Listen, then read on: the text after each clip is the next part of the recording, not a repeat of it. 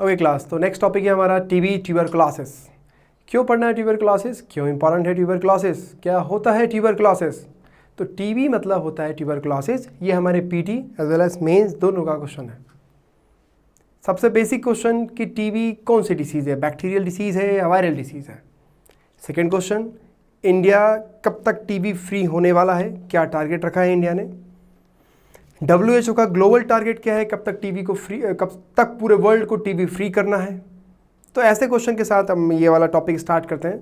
Important है TB, ठीक है। रीज़न, जो वर्ल्ड टीबी समिट हुआ है वो भी हमारे इंडिया में हुआ है, यूपी में, वाराणसी में। तो इतनी सारी चीज़ें हैं, न्यूज़ में भी है, करंट अफेयर में है, इसलिए टीबी पढ़ना इंपॉर्टेंट है, ठीक है।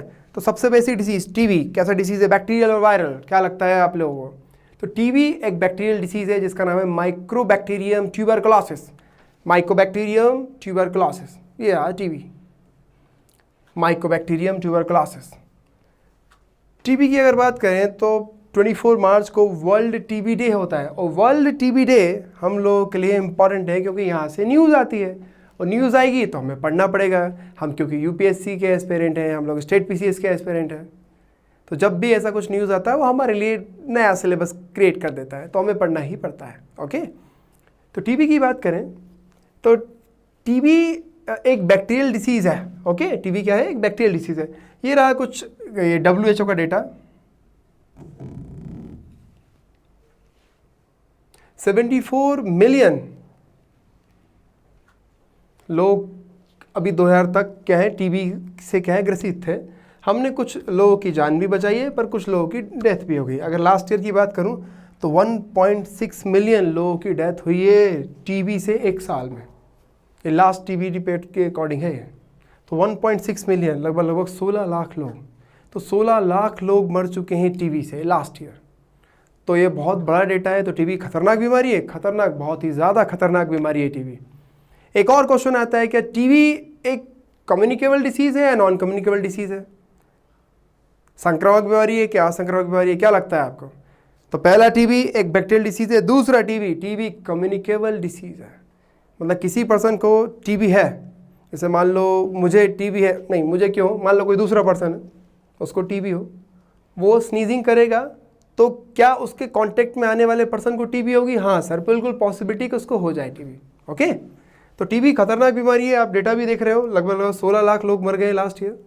ये एक लंग्स से संबंधित बीमारी है, ये लंग्स से संबंधित बीमारी है जिसका नाम है क्या, टीबी, ट्यूबरकुलोसिस।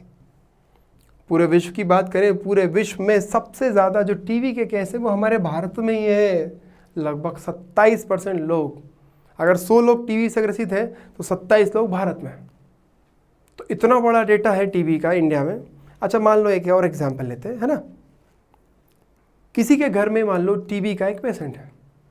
जनरली इसको करना क्या चाहिए कि टीबी को पेशेंट को आइसोलेट करना चाहिए, इसको अलग रखना चाहिए। उसको मास्क पहना दो या आप लोग मास्क पहन लो, उसकी जो चीज़ें इस्तेमाल हो रही है वो आप इस्तेमाल ना करो। एक संक्रामक बीमारी है, एक कम्युनिकेबल डिसीज़ है। मान लो उसने खांसा, उसने छींका, तो आपको टीबी हो जाएगी, हाँ हो जाएगी। और यही हम लोग नहीं समझते हैं। हम लोग क्या करते हैं, टीबी वाले पेशेंट से साथ में बैठे हैं, आप बैठिए लेकिन प्रिकॉशन के साथ आप मास्क लगाइए, उसको मास्क दीजिए, तो आपको टीबी नहीं होगी। पर हमारे इंडिया में समस्या यही है सर, पहला तो जागरूकता नहीं है टीबी संबंधी। खांसी चल रही है, मान लो 1 साल 2 साल 10 साल से खांसी चल रही है, हाँ चल रही है, उनको लगता है खांसी तो है, क्या दिक्कत है।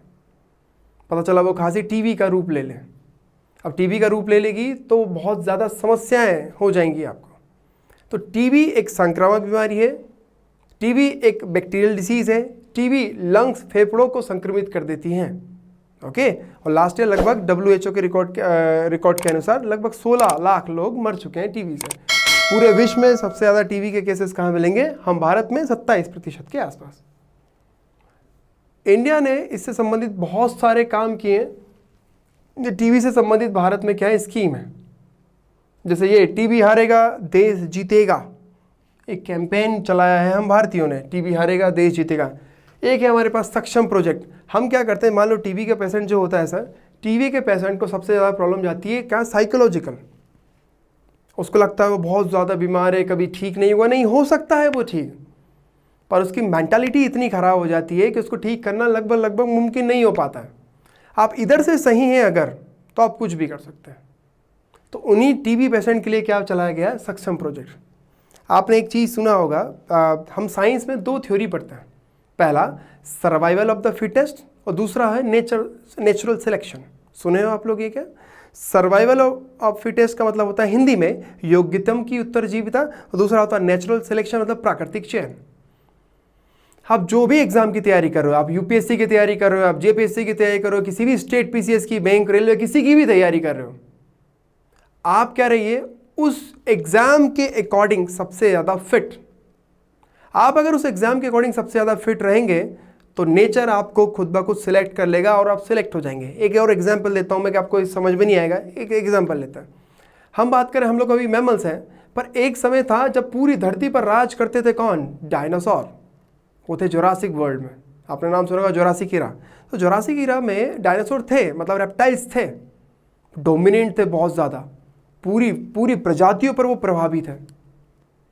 तो उस समय क्या मैमल्स स्तनधारी नहीं थे? थे, बिल्कुल थे।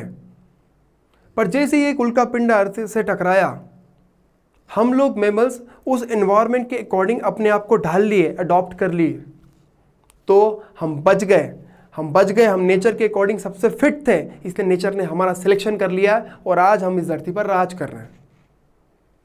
ओके, ये वैसा ही है कि अगर आप किसी एग्जाम में आपको सिलेक्शन लेना है तो आप उस एग्जाम के अकॉर्डिंग, एग्जाम को क्या चाहिए, एग्जाम को ये चीज़ चाहिए, एग्जाम को वो चीज़ चाहिए, वो सारा चीज़ दे दो, एग्जाम के अकॉर्डिंग सबसे ज़्यादा फिट हो जाओ, एग्जाम को खुद ही सिलेक्ट कर लेगा। तो 2 थ्योरी याद रखना, कौन सा? नेचुरल सिलेक्शन एंड प्राकृतिक। नेचुरल सिलेक्शन मतलब प्राकृतिक चयन, और दूसरा होता है सर्वाइवल ऑफ द फिटेस्ट, योग्यतम की उत्तरजीविता। आप में सभी में कंपटीशन है, पर सब सिलेक्शन किसका होगा? सबका नहीं होता है। सिलेक्शन किसका होता है? जो सबसे ज़्यादा फिट होता है एग्जाम के अकॉर्डिंग। तो अगर आप एग्जाम के अकॉर्डिंग सबसे ज़्यादा फिट हैं तो टेंशन मत लीजिए, जो भी एग्जाम आपका हो रहा है वो आपको खुद ही सिलेक्ट कर लेगा। पर आप एग्जाम के अकॉर्डिंग फिट तो हो ही है। मैं शारीरिक मानसिक रूप से फिट होने की बात नहीं कर रहा हूँ, मैं एग्जाम के अकॉर्डिंग फिट होने की बात कर रहा हूँ। नहीं तो आज से जिम चले जाओ, आज हम बहुत ज़्यादा फिट हैं, मोटिवेट हो जाएंगे। नहीं सर, मोटिवेट नहीं होना है। ओके, ठीक है, आपको क्या होना है? एग्जाम के अकॉर्डिंग सबसे ज़्यादा फिट होना है। ठीक है, तो सक्षम प्रोजेक्ट में क्या करते हैं हम लोग? सक्षम प्रोजेक्ट में जो व्यक्ति है जिसको टीबी हो गया है, उसको क्या किया जाता है? उसको हम साइकोलॉजिकल ट्रीटमेंट देते हैं कि आप ठीक है, आप ठीक हो जाएंगे, आप दवा लीजिए समय से, आप बहुत जल्दी ठीक हो जाएंगे। तो वो है सक्षम प्रोजेक्ट। निक्षय इकोसिस्टम में जितने भी टीबी पेशेंट हैं उनका डेटा इकट्ठा करके रखा है पूरे इंडिया का, ताकि पता चलता रहे कि किस घर में टीबी पेशेंट है। तो अगर मान लो किसी घर में टीबी पेशेंट है तो चांसेस ये है कि उसके घर में और भी टीबी पेशेंट मिले। क्यों? क्योंकि एक कम्युनिकेबल डिसीज है, एक संक्रामक बीमारी है। ओके, एक होता है निक्षय पोषण योजना। निक्षय पोषण योजना के तहत हम टीबी पेशेंट को हर महीने 500 रुपये दिए जाता है ताकि वो अच्छे से थोड़ा पोषण खा लें। सर 500 रुपये में क्या होता है? सर टीबी के पेशेंट इंडिया में बहुत ज़्यादा है, गवर्नमेंट 500 रुपये भी देगी हर पेशेंट को तो ये करोड़ों अरबों रुपए में चला जाता है। तो हर टीबी पेशेंट को कितना रुपये मिलता है? 500। तो ये टीबी से संबंधित भारतीय इनिशिएटिव है कि टीबी को ख़त्म करना है। ये क्यों कर रहे हैं सर इतना कुछ? क्योंकि भारत ने टारगेट बना लिया है कि 2025 तक टीबी से मुक्त होना है। हम 2025 तक टीबी फ्री होने वाले हैं, ये टारगेट बनाया है हम भारतीयों ने। जबकि ग्लोबल टारगेट, WHO का टारगेट 2030 है, 2030। तो ये बहुत ज़्यादा अच्छी बात है कि हम वर्ल्ड टारगेट से 5 साल पहले ही टीबी फ्री हो जाएंगे। ठीक है, तो टीबी फ्री हो जाएंगे तो उससे रिलेटेड हमको स्कीम, इनिशिएटिव पढ़ना पड़ेगा ना। तो उसी से संबंधित ये इनिशिएटिव है सक्षम प्रोजेक्ट, टीबी हारेगा देश जीतेगा कैंपेन, निक्षय इकोसिस्टम और निक्षय पोषण योजना। तो ये तो भारतीय इनिशिएटिव है। तो सर वर्ल्ड इनिशिएटिव नहीं होगा? अरे हे, क्यों नहीं होगा? जब वर्ल्ड का टारगेट 2030 है तो उसका भी इनिशिएटिव है जिसका नाम है क्या? Find, treat all and end TB initiative. Find, treat all और एंड टीबी इनिशिएटिव। ये WHO ने किसके साथ कोलैबोरेशन किया है? ये WHO, World Health Organization, Stop TB Partnership and Global Fund, तीनों का ये क्या एक साथ कोलैबोरेशन है? किस किस का? WHO, स्टॉप टीबी पार्टनरशिप और ग्लोबल फंड, 3 लोगों ने मिलकर क्या बनाया है? Find, treat all end TB initiative. इसमें क्या खत्म करना है? टीबी को जड़ से 2030 तक पूरे विश्व से खत्म करना है। इसी कड़ी में एक और आता है, अभी 2023 की ही बात करें तो क्या हुआ है, वन वर्ल्ड टीबी समिट 2023, ये यूपी के वाराणसी शहर में हुआ है। वन वर्ल्ड टीबी समिट, ये हमारे जो माननीय प्रधानमंत्री हैं उन्होंने इसका इनॉग्रेशन किया है। अब ये जो वन वर्ल्ड टीबी समिट जो हुआ है, वन वर्ल्ड टीबी समिट में क्या किए हैं हम लोग, वन वर्ल्ड टीबी समिट में पहली बार ऐसा हुआ है, अभी तक जिले लेवल पे थी ये सारी चीज़ें, एक टीबी पेशेंट है तो उसको जिले लेवल पे लेके जाना पड़ेगा, लेकिन अब ये ग्राम पंचायत लेवल पर भी हमने स्थापित कर दिया है कि ग्राम पंचायत स्तर पर भी अब टीबी से संबंधित जांचें होंगी। अगर मान लो सबसे ज़्यादा इंडिया में प्रॉब्लम क्या है कि लोग दिखाते ही नहीं हैं, तो एक काम करो ना, हॉस्पिटल को उनको गांव में लेके चले जाओ। आप पेशेंट को शहर में लेके नहीं आ रहे हो तो डॉक्टर को, हॉस्पिटल को तो गांव में लेके जा सकते हैं। तो यही कर रही है गवर्नमेंट। अभी इन्होंने क्या किया है कि अब पंचायत स्तर पर भी टीबी की जांचें होंगी और टीबी से फिर हमें को लड़ने में और सहायता होगी और हम 2025 तक टीबी फ्री हो जाएंगे, 2025 तक। इसलिए भारत ने अभी जो वन वर्ल्ड टीबी समिट हुआ, उन्होंने एक तो ग्राम पंचायत इनिशिएटिव लॉन्च किया और एक NCDC स्थापित किया, national centre for disease control. इसमें छोटी छोटी लैब स्थापित की जाएगी और यहाँ पर टीबी से संबंधित जांच होंगी।